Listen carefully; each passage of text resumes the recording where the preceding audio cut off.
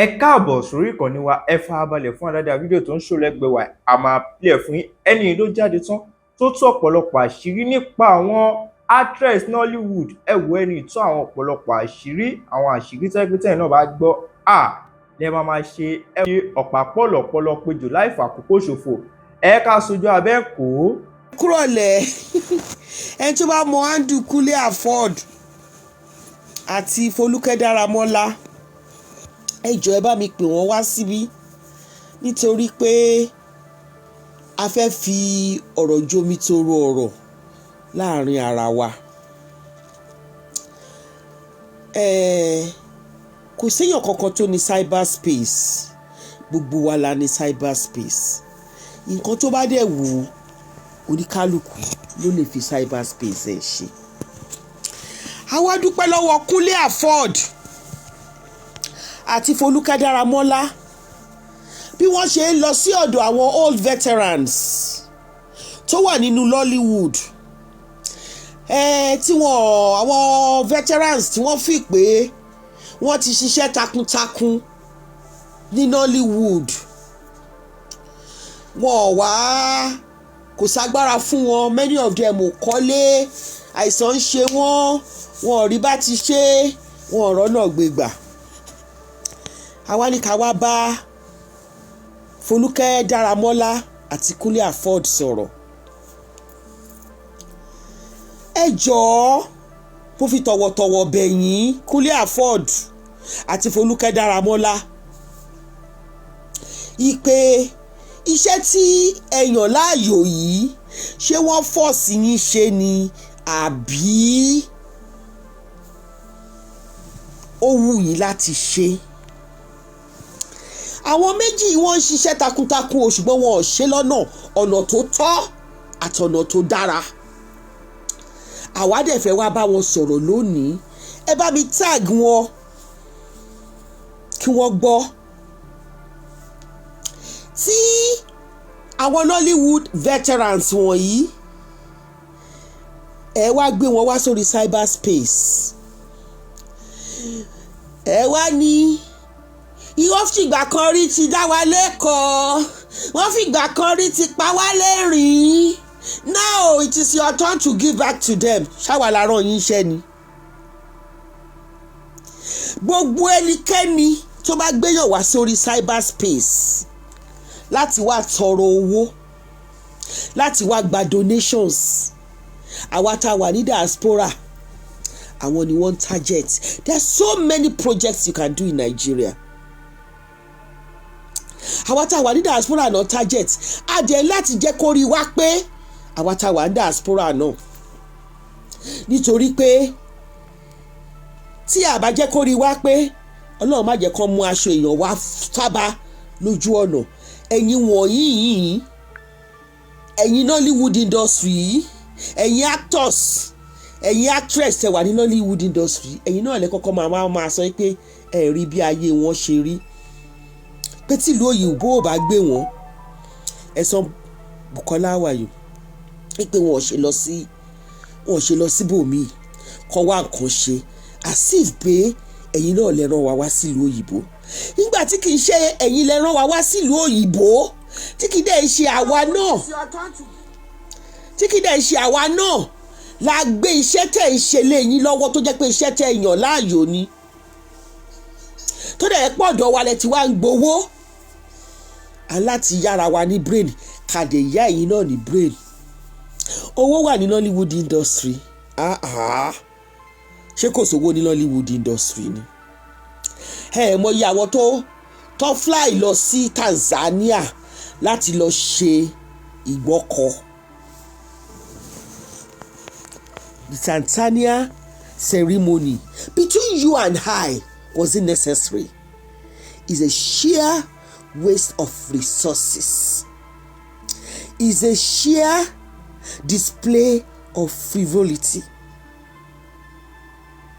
Honestly, it's uncalled for.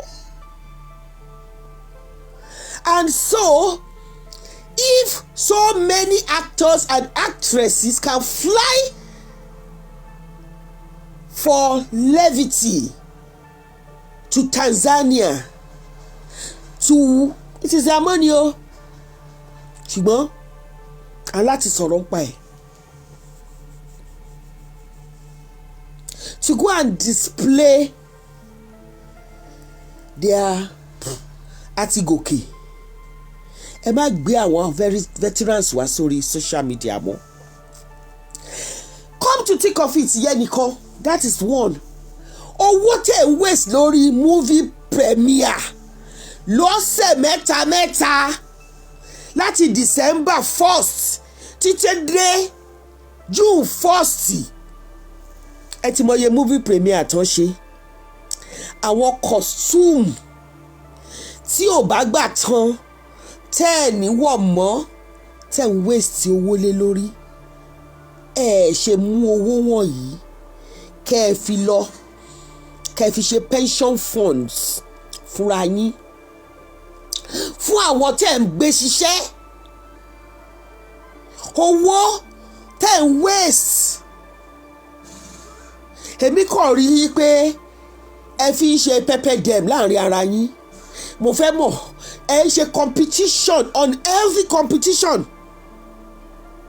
lẹ́ ń ṣe láàrin ara yín owó tẹ́ ẹ ná sí movie premieres tẹ́ ẹ ṣe débi wípé aṣọ ó tún di nǹkan tẹ́ fi ń tákà costume ẹ ń ṣe costume 15 million ẹ ń ṣe costume 10 million ẹ ń ṣe costume 25 million and àwọn tó wà tó gbé yín dìde tó kọ́ yín níṣẹ́ tẹ́ bá ṣe lọ́wọ́ wọn ò ní nǹkan tó máa sinmi lé lọ́jọ́ ọ̀la. Create trust fund fún wọn fún kájáramọ́lá kúlẹ̀ afford ṣé ẹ ríran bí ẹ ṣe ń ba owó nínú jẹ́ ní movie industry bẹ́ẹ̀ ni Bukola Ẹ̀sán ìkan sọ nínú wọn ní 70 million ní costume tó ń wọ̀ tí ò dẹ̀ ní wọ̀ mọ́ lọ́la kì í ṣe kú kì í ṣàrùn o ibẹ̀ yẹn ni costume yẹn parí sí torí mi ò mọ òde tó fẹ́ gbèrú costume yẹn sọ́rùn ẹ dẹ̀ máa wá ẹ lè bára yín sọ̀rọ̀ wípé ẹ jẹ́ ká dín gbogbo òṣì àti ìranù tẹ́ ń display ẹ̀yin lẹ́ ń jẹ́ kí dọ́là lọ sókè ẹ̀yin tẹ́ wà ní Nollywood industry ẹ pé 10 million bí ẹni pé 10,000 bí ẹni pé 10,000 naira ẹ sọ̀rọ̀ 200 million bí ẹni sọ̀rọ̀ 20,000 pounds ẹ̀yin lẹ́ ń báyé jẹ́ fake life ó ti pa yín kú kúlẹ̀ afford Fúnkẹ́ Dáramọ́lá kí ni ẹ kàn gbéyàn wá ẹ wá tọrọ owó ẹ sọra yín ẹ̀yin méjèèjì yẹn nínú Nollywood industry ẹ fẹ́ bá ṣe bẹ́ẹ̀ ni pé àwa dáa o àwa là ń gba àwọn ìyá àti bàbá àwa là ń gbà wọ́n lẹ̀ irọ́ lẹ̀ ń pa ojú ayé lẹ́yìn náà ń ṣe bí ẹ ń rí owó tẹ́ fi ń ṣe premier owó tẹ́ ná sí premier ṣé bẹ́ẹ̀ ṣe ń ná láyé àtijọ́ nìyẹn ṣé bẹ́ẹ̀ ṣe ń ṣe premier yín 10 years ago nìyẹn ṣé ẹ tiẹ̀ ń ṣe premier ní 10 years ago ṣé ẹ ṣe ní 15 years ago ṣé ẹ kò kí ń tà wọ́n ní ọmọ tó bá ṣípá òun nìyẹn ń gbé ọ̀dọ̀ àwa tá a wà ń lo òyìnbó ìta bá ti bọ́ sórí íńtánẹ́ẹ̀tì báyìí àwa lè ń target àwa náà ní family gbogbo àwọn bàbá àti ìyá tẹ ní wọ́n jẹ́ veteran tẹ́ ń tọ́jú ọ̀dọ̀ wa lè ti ń gbowó whereas owó dẹ̀ wà nínú Nollywood industry yín tẹ́ ń kó jẹ my sister, don't believe all these actresses. Most of them live fake lives. The only thing some of them are celebratory is breaking people's home and sleeping around. Empty barracks makes most. Jumoke Abandani. Sorry if I didn't pronounce your name. I quite agree with you. Fake life ni gbogbo yín ṣe. Owó wà nínú industry yín. Ẹ mú owó yẹn kẹ́ create trust fund. Nítorí gbogbo àwọn ọmọ kéékèèké tẹ́ ń kó kiri tí wọ́n kígbe I'm a celebrity. Ṣẹ́gẹ̀, thank you Ṣẹ́gẹ̀, thank you. Tẹ́ ń kó kiri ń sìn gbogbo wọn lọ́ sì máa wá sunkún sí yín lọ́rùn. Ẹ mú trust fund kẹ́ gbé dìde kẹ́ bẹ̀rẹ̀ sí ní yọ pension láti bẹ̀. Nigerians ẹ ti wá sọ cyberspace níbi tí ẹ ti ń tọrọ nǹkan. Ẹ jọ̀ọ́ àwọn ìyá onírú, ìyá onílá, ìyá onítòmátósì ṣe mọ̀ pé wọ́n ń ṣẹgbẹ́, wọ́n ń fi nǹkan kan sílẹ̀ di ọjọ́ ọ̀la wọn. Ẹ̀yin tẹ́ wà ní Nollywood kò sí nǹkan kan tẹ́ ẹ fi sílẹ̀ dọ̀dọ̀ ọ̀la yín ju wípé irọ́ pípa kẹ́ máa ṣòṣì bí ẹran tó ṣẹ́wó, kẹ́ máa live fake life, kẹ́ máa waste owó dànù. Ẹ̀yin náà lẹ bẹ̀rẹ̀ sí ní rọ́kọ́sẹ̀sì tẹ́ máa kọ́yàn sókè tó máa dé pọ̀rípọ̀rí ìgbà ìyá ńlá kú bàbá yín. Tẹ́ ẹ̀ nílé mí. At the end of the day, you run to the cyberspace, to the internet, to start seeking for donations. Ẹ sọ̀rọ̀ yín di bẹ́gibẹ́gi. Kúnlé afford Fọlúkẹ́ Dáramọ́lá. Tẹ́ ẹ bá tún gbé èèyàn kankan wá sí orí cyberspace tí mi ò bá bà show yín jẹ́, kẹ́ ẹ nírọ́ ni mo pa. Ilé ẹni náà ti ń jẹ̀kútẹ́lẹ̀ tó ní dòdò, ẹ kọ́kọ́ lọ jẹ́ nínú ilé yín ní Nollywood industry yín, ẹ lọ jẹ́ níbẹ̀. Ẹ lọ máa ṣòṣì yín bí ẹran tó ṣẹ́wó ní Nollywood industry yín. Ẹ pa 1.5 billion, ẹ pa 500,000, ẹ pa $250,000. Yet gbogbo owó ọmọ Nàìjíríà lẹ́gbàá tó kọ́ máa fi wo fíìmù tí ò ní lárí, fíìmù tí ò nídìí, tí ò lórí, tí ò nídìí. Ẹ manipulate wọn tó bá ti di pádùn kan bọ̀, ẹ ti gbé fíìmù òṣì kan jáde. Gbogbo owó wọn tó yẹ kó fi jẹun, kó fi tọ́jú ara wọn nínú ilé, wọn lọ máa fi wo fíìmù. Ẹni kó máa ṣe meet and greet, kó máa ṣe gbogbo ẹ̀. At the end of the day, you have done nothing to the society that is giving you a lot of money. A lot of money. You've done nothing to them. Kò sí ọ̀kanú yín tó kóra jọ pé my movie premiere I'm going to give back to the society. Ẹ gba hòtẹ́ẹ̀lì ńláńlá, ẹ jẹ oúnjẹ wàṣùwàṣù, ẹ fi pineapple, ẹ jẹdé, ẹ jẹgbí nínú pineapple, ẹ mọ mi nínú pineapple. Kùkúmbà kankan, watermelon kankan, gbogbo yẹn gbé dání, ẹ máa mú, ẹ máa jẹun pàṣà, ẹ máa jẹun bàlàbàlà. At the end of the day, orí cyberspace yìí ni ẹ wá tọrọ owó. Kò sí kankan nínú yín tó dín mẹ́ fit pé ní ọdún yìí o mo fẹ́ promote fíìmù mi, but yín tí màá fi promote ẹ̀ ní pé premiere mi màá ṣe ní orí page mi. Ẹ̀yin lovers mi tẹ́ bá ti ń wá wo fíìmù mi, a máa gbé òróró kọ̀ọ̀kan fún yín ní ẹnu ọ̀nà. Guru the boy, Guru to say how are you? Why invite musician? Ẹ máa pòwe mọ́ra yín bẹ̀. Ẹ máa mú ẹni tó aṣọ ẹ dáa jù, ẹ máa ṣe competition láàrin ara yín. Ẹ máa gbówó ńláńlá pé all my movie this is what I'm going to do for my movie premiere. Mo máa gbé fíìmù mi lọ sí Mọ́kọ́lá cultural center tírú ẹ̀ bá wà. Tẹ́ bá ti ń débẹ̀ tẹ́ ti ń wọlé tẹ́ ń fi tíkẹ́ẹ̀tì yín wọ̀n, wọ́n á máa gbé òróró ìgò kọ̀ọ̀kan 2 litres, wọ́n á máa gbé lé yín lọ́wọ́, wọ́n á máa gbé lé yín lọ́wọ́ ẹ̀yin 100 tẹ́ bá kọ́kọ́ dé. Àfi ká sẹ́pẹ́ máa fún wọn ní free ticket. Kẹ́ máa jó lẹ́kẹ̀d, kẹ́ máa jó kẹ́ ṣídìí ara yín síta. Ìyẹn nìkan lẹ mọ̀ ṣe. You never give back to the society. Ẹ ń gbà Nollywood industry ni ẹ gbà lọ́wọ́ society. Ẹ̀yin lẹ bà Nàìjíríà jẹ́ débi tán dé.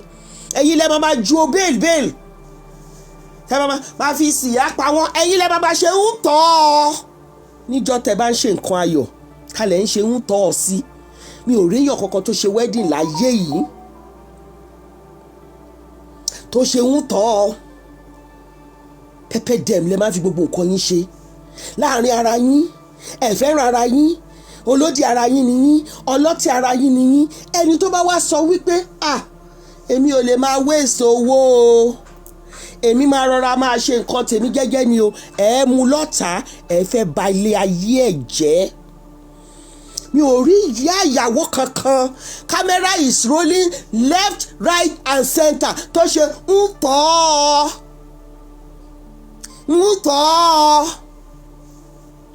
That is the type of people we have in the Nollywood industry. People that are very vicious. People tí wọ́n lè jẹ́ kí ilẹ̀ kó ṣú láìlà. Àwọn tó jẹ́ wípé apààyàn ni wọ́n, ibẹ̀ ló wà. Àwọn abatẹnijẹ́, aṣenibánidárò Nollywood industry ni. Nígbà tó bá wá délẹ̀ tán ẹ wá sá wá sọ́dọ̀ àwa tá wà ní diaspora. Ṣé mọ̀ pé mi ti fún yín lépè, mi dẹ̀ ti gbàdúrà fún yín. Àfi kí má rí o. Fúnkẹ́ àbí kí ló ti pè rẹ̀, Folúkẹ́, Dáramọ́lá, Kúnlé afford. Ẹ má gbé èèyàn kéèyàn kankan wá síbí. Ẹ lọ máa gba owó yín láàrin ara yín ní Nollywood industry yín bẹ̀. Ẹ̀yin ò lè abatẹnijẹ́. Gbogbo owó tẹ̀ ń san ní tampa Ọlọ́run bá ti ń jẹ́ ó rẹ́gi mọ́yìn yín. Anybody can decide to mo decide láti kó àwọn èèyàn bíi 4-5 ká ṣeré máa gbé sórí YouTube page mi ẹ̀ lágbára lórí ẹ̀.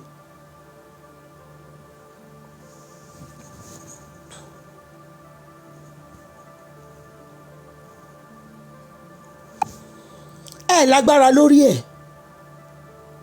Ọlọ́run mú yín ó rẹ́gi mọ́ yín lẹ́yìn. Ẹ wá máa ṣe fíìmù tí ò lórí tí ò nídìí. Ẹ mú gbogbo owó ẹ fi ṣe costume, ẹ rán sájà, ẹ rán sí ẹran lọ́rùn, ẹ wọ damask fẹ́ ṣin. At the end of the day, community tó ń bá yín wò, you never give back to them. Nurses in diaspora, they go back home in their little community. They do the little they can do. Doctors, lawyers in Nigeria, there is what is called Association of Female Lawyers, FIDA. They stand with women tí wọn bá lè gba lawyer. Àwọn teachers wọ́n ní community wọ́n á ṣe lesson ìrọ̀lẹ́ fún àwọn ọmọ. Ṣùgbọ́n actors and actress tá à ń pè ní celebrity kò sí nǹkan kan tẹ̀ ń ṣe. Ẹnu a kì í ṣe tiwa síta. Mo láwọn ọmọ bíi 150 tí mo rán ní school. Àárí kankan ni wọn tó jáde rí kó wá dúpẹ́ lọ́wọ́ yín. Àárí kankan nu wọ́n rí kó wá tọ́ testimony ń tẹ̀ ṣe. Folúkẹ́ Dáramọ́lá, Kúnlé afford. Ẹ wo àárín industry yín, owó wà ń bẹ̀. Ẹ má yọ wá lẹ́nu mọ́ ní diaspora. ẹ má yọ wá lẹ́nu mọ́ lórí internet, ẹ má gba 1 naira 100 naira tí àwọn tó ń ta pure water, àwọn tá à ń ràn lọ́wọ́, àwọn ìyá lọ́jà wa tí wọ́n ń san sínú àkáǹtì yín. Ẹ pe àwọn actresses àti actors yín tí wọ́n wà agile, tí wọ́n ń wọṣọ 20 million, tó ń wọṣọ 30 million. Ẹ dá trust fund sílẹ̀, ẹ pè wọ́n kẹ́ni kan wá dáwó síbẹ̀. Ẹ mọ orúkọ wọn, ẹ rí wọn náà. Ẹ pè wọ́n náà kọ́ wá dáwó sínú trust fund yín. Ẹ jẹ́ kójú máa tì yín. Ẹ jẹ́ kí ojú kó máa tì yín.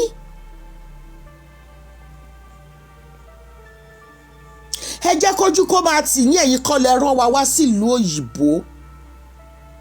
Ẹ jẹ́ kójú máa tì yín. Kẹ́ ẹ má máa gbé àwọn actor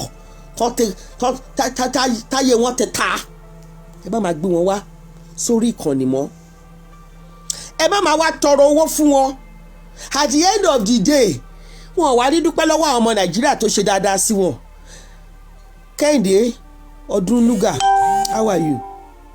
Àní àdúpẹ́ lọ́wọ́ Kúnlé Afford tó wá kìnnìkan. Àdèrèrè tẹ ṣe mọ́, wọ́n ti cancel ẹ̀yin náà.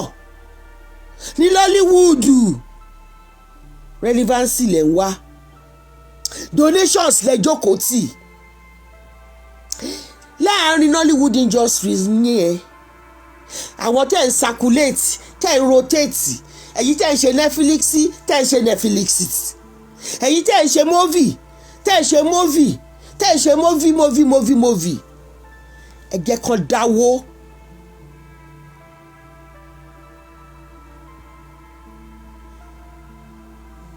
Bẹ́ẹ̀ ni Akínpẹ̀lú Oyèyẹmí, ẹ jẹ́ kí wọ́n dáwó. Bẹ́ẹ̀ ṣe ń gbowó lọ́wọ́ wa tá à ń tọwọ́ Netflix, lẹ́ ń gbowó lọ́wọ́ wa fún kìnnìkan TV, lẹ́ ń gbowó lọ́wọ́ wa fún kìnnìkan TV, ọwọ́ wa náà lẹ́tún ti máa gbowó tẹ́ bá fẹ́ gbá àwọn èèyàn yín wá. Fọlúkẹ́ Dáramọ́lá Kúnlé Afford,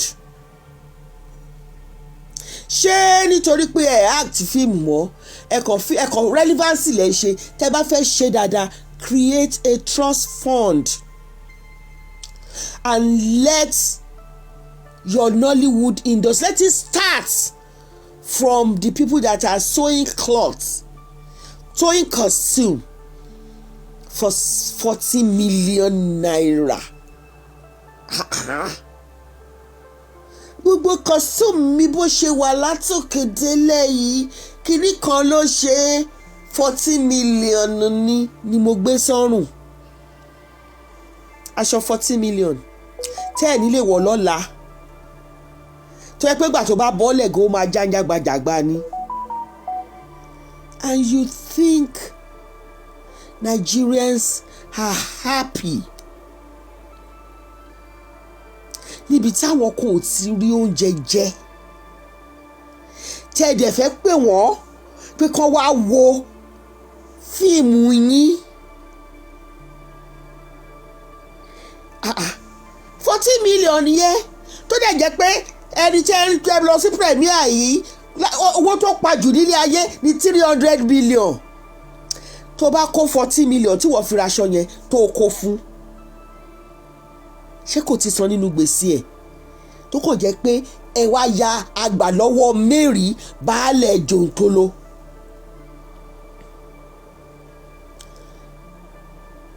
Ẹ máa gbowó ní gbogbo gbà lọ́wọ́ àwa tá wà lórí internet, àwa advocate wọn ni o. I'm watching you. Ẹ̀yin tẹ́ bá wá ń gbowó lórí internet, a máa bà ti yín jẹ́, kì í ṣe nípa pípé a máa ní jẹ́ kẹ́ ẹ rówó gbà lórí ìkànnì mọ́sẹ̀. Ní jẹ́ kẹ́ ẹ rówó gbà lórí ìkànnì mọ́. Ẹ ti gbá wa lójú. The government has slap wa lójú. ẹ̀yin eléré náà ẹ slap wa lójú, kí la ṣe fún yín tẹ́ fẹ́ ká mí. ẹ̀yin lẹ bá yé jẹ́ débi tó wà yẹn, ẹ̀yin lẹ bá yé jẹ́ ọ̀bàyéjẹ́ nìyí. Fọlúkẹ́ Dáramọ́lá Kúnlé Afọ́d, ẹ má gbé sàrà yín dé orí cyberspace láti wá tọrọ owó. Ẹ kọ́kọ́ sọ pé nǹkan báyìí ni Nollywood ti ṣe o, a ti lọ sí ọ̀dọ̀ náà àwọn Nollywood, àwọn actors tó lè kókó, àwọn actors tó lè gbagba, iye báyìí ni wọ́n ti fún wa, iye báyìí là ń wá. I'm sure àwọn tẹ́ fẹ́ gbowó fún wọ̀nyí wọn ní ìjú 5 million lọ, wọn ní ìdíjú 5 million 6 million. Iye tán ní ìdí nìyẹn, tó jẹ́ wípé costume premier tẹ́kọ̀ máa fi wá sí premier èèyàn kan ẹ̀ lo 40 million láti fi ran. ẹ̀yin lẹ́ẹ̀dẹ̀ wá bọ́ síta lẹ́ẹ̀ máa sunkún, ẹ̀ wá máa fi owó oppress wa, ẹ̀ tún fẹ́ gbowó lọ́wọ́ wa. Ẹ sọ̀rọ̀ yìí di redemption camp or Redeemed Christian Association or Redeemed Christian Church of God, tí wọ́n gba owó onírú, tó gba owó àwọn mẹ̀kúnnù tó fi kọ́ yunifásitì táwọn mẹ̀kúnnù ò lè lọ síbẹ̀. Ntẹ́yìn náà ń bá bọ́ọ̀dù yẹn o, ẹ̀ ń bá bọ́ o, ẹ̀ ń bá kọ́ bọ́ o. Torí Nollywood kọ́ la ṣe wà ń lo òyìnbó o, torí Nollywood kọ́ la ṣe kàwé o, torí Nollywood kọ́ làwọn tó wà Nàìjíríà tó ń ṣiṣẹ́ ńláńlá, tó ń ṣiṣẹ́ jàǹkà, àwọn bankers, àwọn tó ń ṣiṣẹ́ ní MTN, tó ń ṣiṣẹ́ ní Glo, tó ń ṣiṣẹ́ ní Airtel, àwọn teachers tó gbá ski, àwọn nurses and doctors. Torí Nollywood kọ́ la ṣe ń ṣiṣẹ́ o, torí àwọn family wa, torí àwọn ọmọ wa, àwọn ẹbí wa, àwọn ẹbí wa náà nídìí owó. Tí gbogbo wa bá bọ́ síbí tá a bẹ̀rẹ̀ sí ní tọrọ owó, ẹ wá sọ cyberspace náà ẹ sọ dìdàkudà. Owó wà láàrin yín, Fọlúkẹ́ Dáramọ́lá Kúnlé Afọ́d, ẹ wábi tí owó wà, kẹ́ ẹ gbàbẹ̀ lọ, kẹ́ ẹ lọ tọrọ owó láàrin ara yín. Ẹ túlé yín tò, ẹ túlé yín ṣe. There is money among the actors in the Nollywood industries.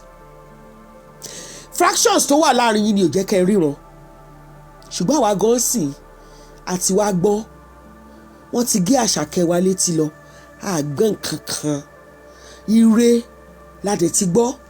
Ẹ má gbé èèyàn kankan wá sí orí bí mo bá ń káwá yìí, ẹ má gbé anybody wá síbí.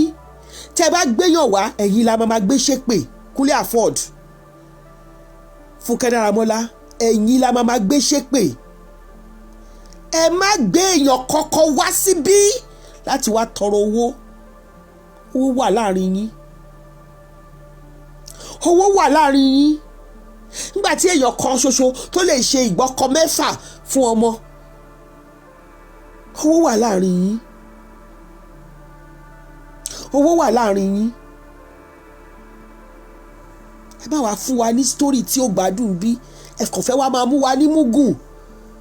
Ẹgbẹ́ àkáǹtì yín jáde, àbẹ̀rẹ̀ sí ń dáwó sínú ẹ̀, ó lè pa yín kú.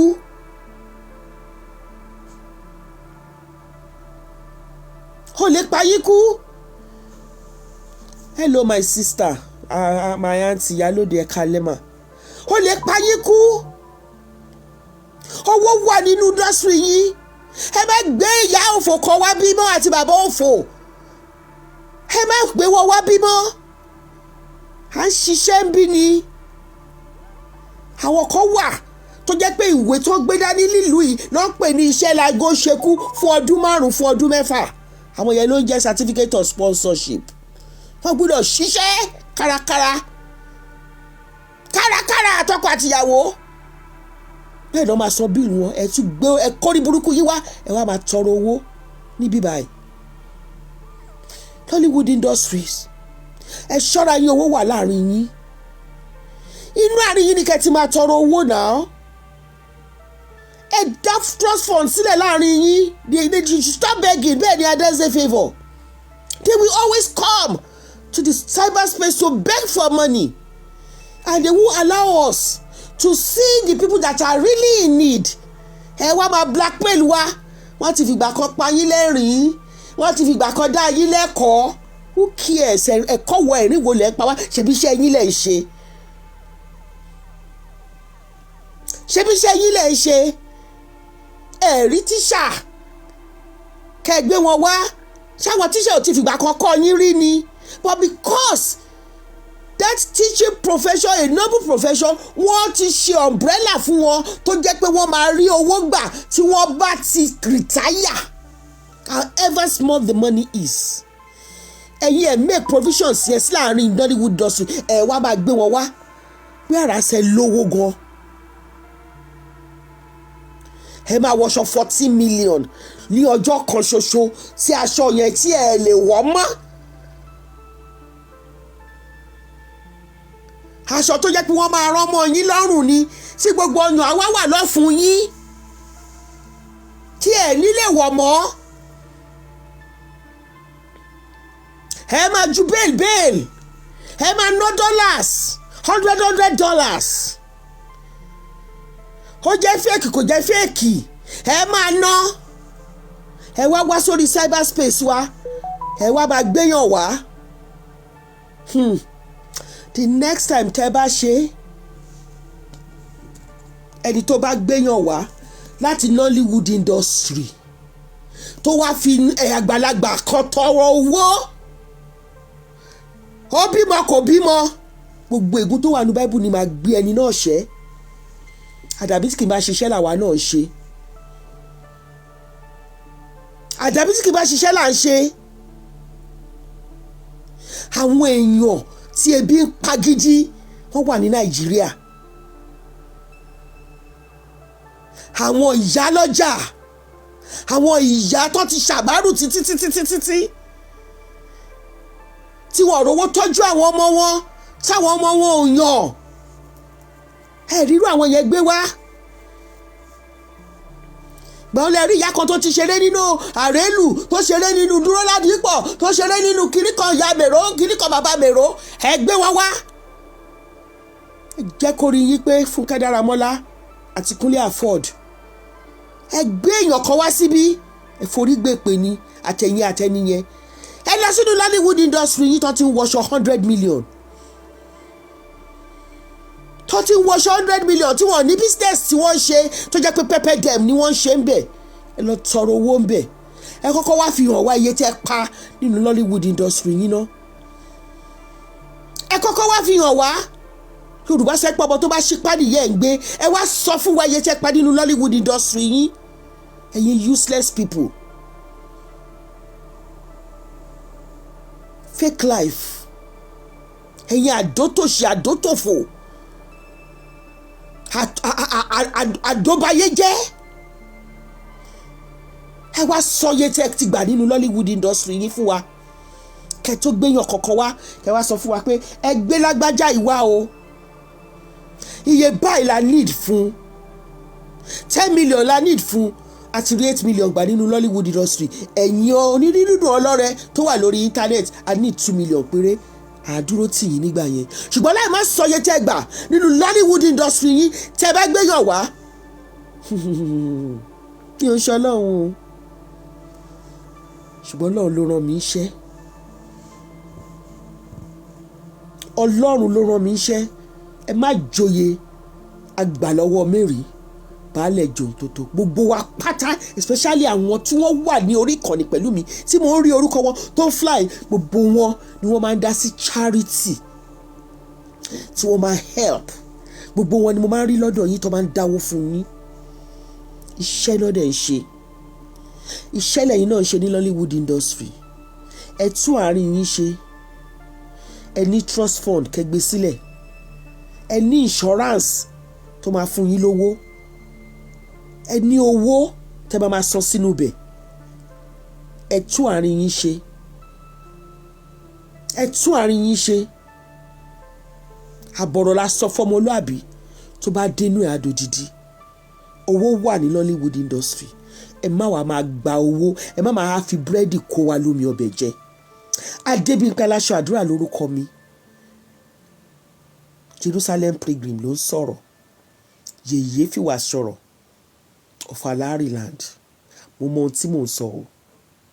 Ẹ ṣé mo dúpẹ́. Ẹ má gbé èèyàn wá síbí mọ́. Folúkẹ́ Dáramọ́lá, Kúnlé afford.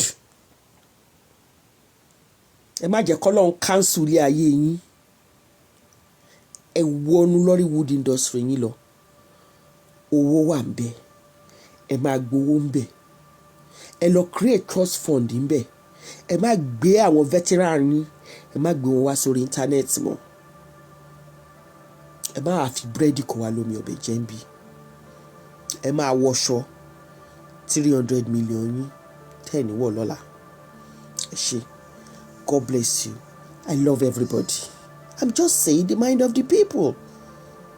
Several people have called me. I've done my show this afternoon. I've congratulated my daughter. But several people have got several calls. About 20-25 calls. That, mommy, aren't you going to talk about this actress that talked about using 14 million to buy a costume, not a dress? A costume lásán. Ó deep gan. Ó wà ní Nollywood industry. Ẹ lọ náwó yín bó ṣe wù yín bẹ́ẹ̀. Bó bá wù yín kẹ́ má tọ́jú àwọn veteran yín. Ẹ̀yin lẹ mọ̀, but ẹ má gbé wọn wá sórí íńtánẹ́ẹ̀tì mọ́ láti wá tọrọ owó. Ẹ bá gbé wọn wá, àfi Bible gégùn fún yín. Òótọ́ ọ̀rọ̀ la sọ fún yín yẹn. God bless you. Ẹ ṣé gan ni. God bless you. I love everybody. Thank you. Bye for now.